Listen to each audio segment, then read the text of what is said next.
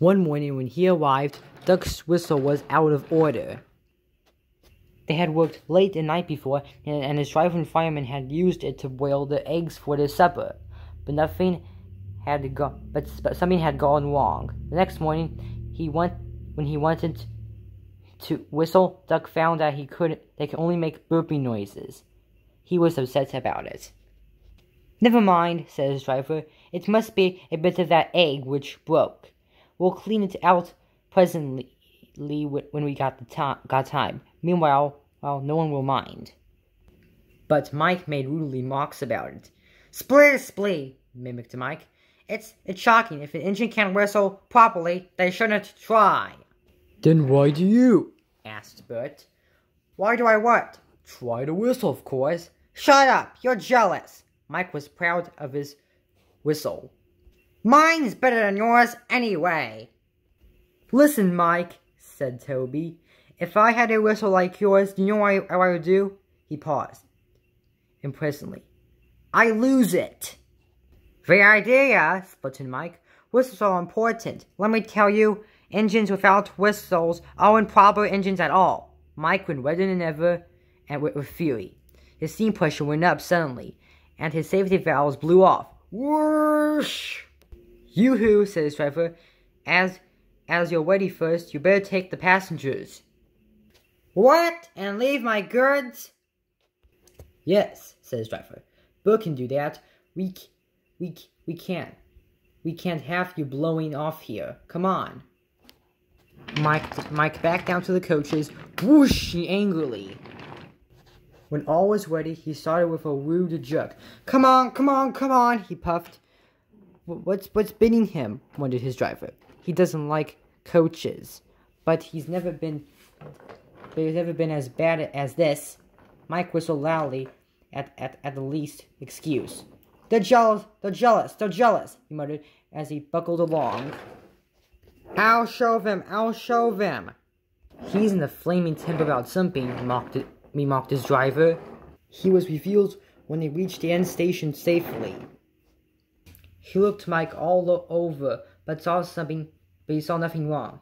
He tried to smooth it. Mike still settled crossly.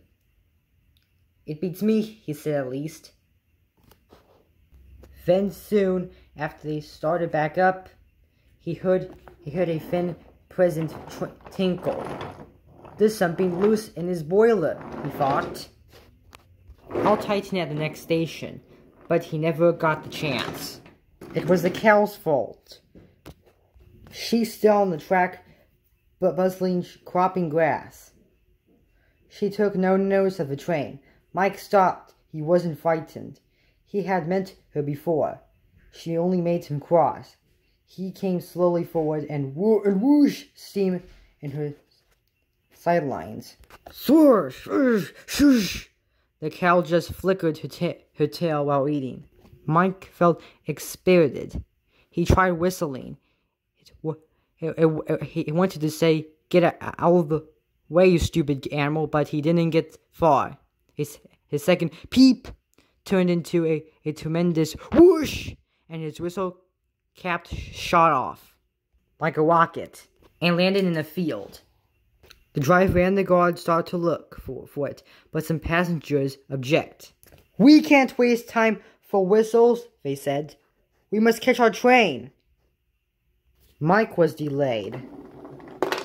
There are boards saying "whistle" he protested.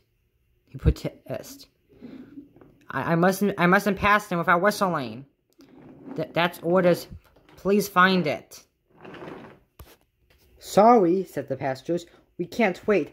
You will have to whistle for you. That's all." And so it was agreed. Whenever they saw a board, driver, guard, and passengers all whistled. They made more noise than Mike ever did, and thought it splendid fun. Mike mourned for his lost whistle. Mike hoped his driver would give him a new whistle when they got home. He was disappointed when he didn't. "I've got no spare whistles," said the small controller sternly. "So you'll have to wait. It serves you right for being such a cross patch. Mike worked in the quarries for the rest of the day. It was nearly dark when he reached the sheds. What's that? Asked Bert as Mike came in. Shh, whispered Toby. Take no notice. It's just an improper engine. What's improper? He looks all right to me. He's got no whistle. Oh dear, said Bert. How shocking. We don't approve of his sort, do we?